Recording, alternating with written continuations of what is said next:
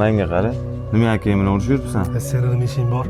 Menga qara, hamma yoqda gap so'z bo'yotibdi. San akang, men akam. O'rtog'im desang, hozir borib yarashasan. Bormaymanman. Menga qaragin, yur o'rtoq, Qo'y yarashgan. bor, tegmang. Qo'ling olsangchi, bormayman dedim. Yur, yur. Qo'y bor deb bilsangiz. Yur, qo'y. Ana akam Yursangchi. Unaqa qilmagin. Qo'y borsangchi. Yur o'rtoq, yur.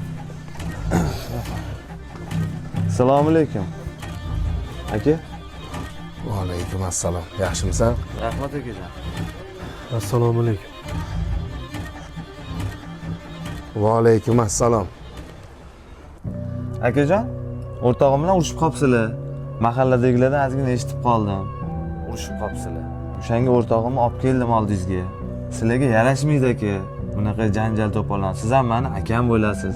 Bu yaqin o'rtog'im bo'ladi meni. Xo'p, nima xohlaysan? Akajon, bir gap eshitdim. Oilada aka-ukani o'rtasida bo'lgan janjalda kim birinchi bo'lib turib uzr so'rasa, jannatga ham aka birinchi kirar ekan. Jannatga kirishni xohlamaysizlarmi akajon? Ana o'zi kichkina aka o'zi uzr so'rasin, men uzr so'ramayman. Ana o'rtoq so'ray qol. Yo'q. Men uzr so'ramayman. Kallang joyidami o'rtoq?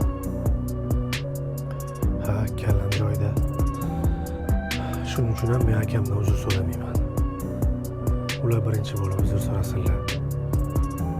Chunki qaysi biri birinchi bo'lib uzr so'rasa jannatga birinchi kiradi deyapsan. Men akamdan oldin jannatga kirishga hayo qilaman. Uyalaman. Ukajonim. Ukam, uzr. Sizni yaxshi ko'raman aka. Seni yaxshi ko'raman ukam. Men ham sizlarni yaxshi ko'raman aka, o'rtog'im.